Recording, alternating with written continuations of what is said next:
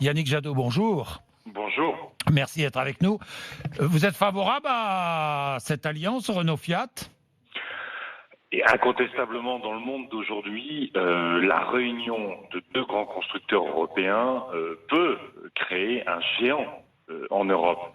Mais il va surtout falloir que ce ne soit pas simplement sur la base de la réduction des coûts, mais que ce soit un grand projet pour l'automobile. On sait à quel point l'automobile est confrontée aujourd'hui à des crises successives, des crises de délocalisation, des crises autour du Dieselgate, des crises autour du poids de l'automobile dans la pollution de l'air et dans le dérèglement climatique.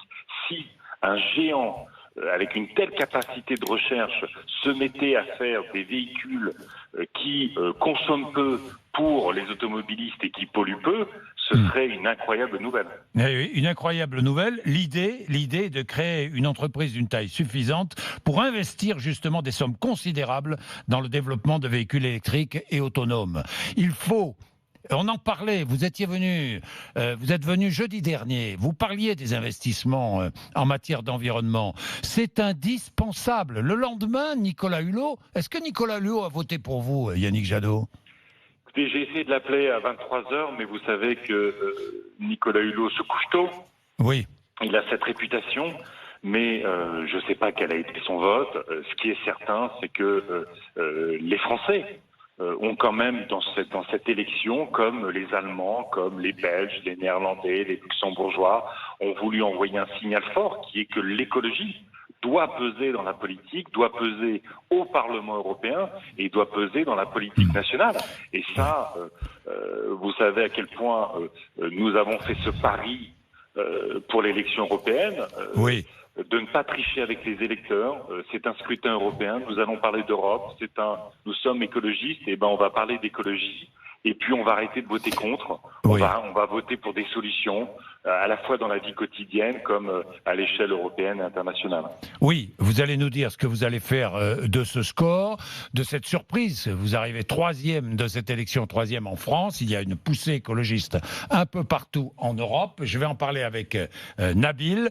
J'ai plein de questions à vous poser. Restez avec nous, Yannick Jadot. Merci. 8h14, RMC Découverte. Bourdin Direct, spécial élection européenne. Bien, Yannick Jadot, merci d'être avec nous. Vous êtes toujours en direct, hein ? Toujours. Vous êtes toujours là, pas endormi, non ? Parce que vous êtes couché tard, j'imagine, hein ?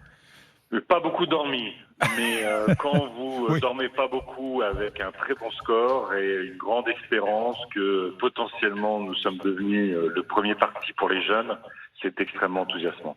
Yannick Jadot, qu'allez-vous faire maintenant de ce succès ? Qu'allez-vous faire de ce succès au niveau... D'abord, j'ai une question toute simple. Vous allez me répondre. Est-ce que ce succès écologiste est un succès du ni droite ni gauche ? Vous êtes ni à droite ni à gauche, Yannick Jadot ? C'est le succès des valeurs et des convictions et du projet. Vous savez, je crois que dans le monde d'aujourd'hui, il va falloir changer de lunettes et que les lunettes qui divisent le paysage politique entre la gauche et la droite sont des lunettes dont il va falloir se débarrasser. Aujourd'hui, vous savez, moi, les valeurs de l'écologie, elles sont fortes. Sont les services publics, c'est notre modèle social, c'est la justice, c'est la solidarité, et puis c'est évidemment... C'est le profit aussi, Yannick Jadot. Est-ce que c'est le profit aussi ? Je ne sais pas si c'est le profit, c'est l'innovation, c'est la recherche, c'est tous ces jeunes et moins jeunes qui aujourd'hui créent des entreprises autour justement de cette transition écologique. J'étais il y a quelques semaines pendant cette campagne avec une start-up à Rennes qui est en train d'inventer avec ce qu'on appelle de la microfluidique, c'est-à-dire qu'ils font sur des puces, comme les puces électroniques, ils recomposent des organes humains qui permettent de traiter les médicaments et qui évitent l'expérimentation animale. Et ça, je trouve c'est absolument extraordinaire que nos chercheurs se mettent aussi sur ces sujets-là.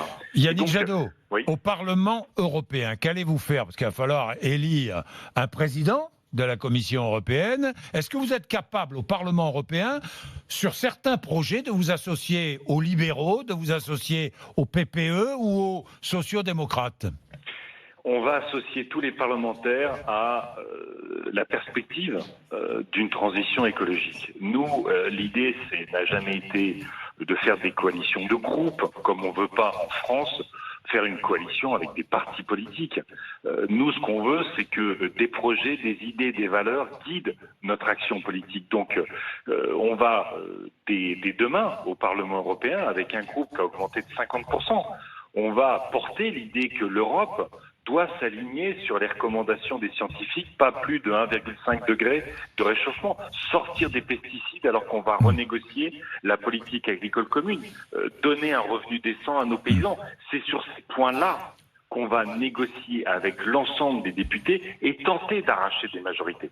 Yannick Jadot, est-ce que en France, sur le plan national, vous appelez à un grand rassemblement de la gauche ou est-ce que vous vous situez ailleurs, au-delà justement de la gauche et de la droite? Je parle de la France et des enjeux nationaux. Pour la France, le scrutin, là aussi, nous oblige, ce vote nous oblige, et on va construire le grand rassemblement autour de l'écologie. Mais un grand rassemblement de gauche... Moi, je vais pas, pendant 10 mois... On m'a souvent critiqué parce que je n'avais pas voulu faire des coalitions. Ce matin, Alexis Corbière vous critique, qu'il regrette que votre liste n'ait pas fait une campagne de gauche et que vous ayez répété plusieurs fois que ce n'était pas sur cet axe que vous positionniez. Écoutez, qu'on regarde les résultats d'hier et on voit ceux qui ont produit un projet qui a enthousiasmé et ceux qui ont déçu. Moi, mon sujet, mon adversaire, c'est pas Alexis Corbière, c'est pas la France insoumise, mais ce que je veux faire, c'est qui dans la perspective, c'est Emmanuel Macron, votre adversaire? Non, c'est le délitement de la solidarité. C'est le fait que les Français, trop souvent, votent résignés. C'est le fait que si on s'occupe du climat, de la nature, on va créer des emplois de proximité. C'est ça notre combat. Et moi, ce que je veux faire, c'est que pour les échéances qui vont venir, et évidemment les échéances nationales de 2022, nous soyons en capacité d'avoir une alternative positive qui éloigne l'extrême droite du pouvoir. Donc il y aura un candidat...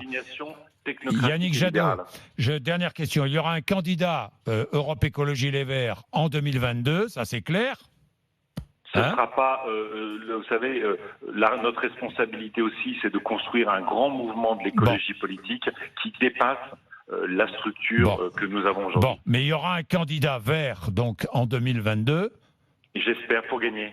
Et vous? Pour gagner, ce sera vous? Pour gagner, ce sera vous? le pouvoir. Non, là on n'est pas encore là. Non, mais d'accord, je suis député européen. Bon, oui. Merci Yannick Jadot. Merci.